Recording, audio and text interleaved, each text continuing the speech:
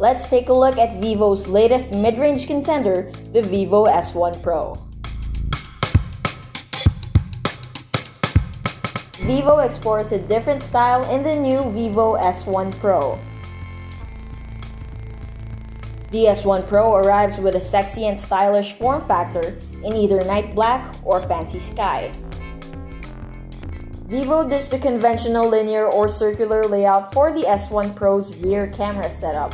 Instead, this device sports a unique diamond-shaped quad camera at the back, allowing the S1 Pro to stand out from other phones in its category.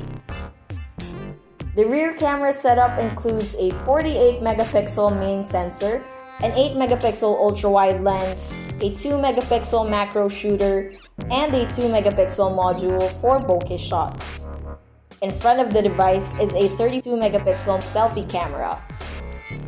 The Vivo S1 Pro features a big and bright 6.38-inch Super AMOLED display with a dewdrop notch. The screen has a 1080 by 2340 resolution and 404 pixels per inch. The screen comes with an adaptive brightness feature, ensuring maximum visibility regardless of the lighting condition you're in.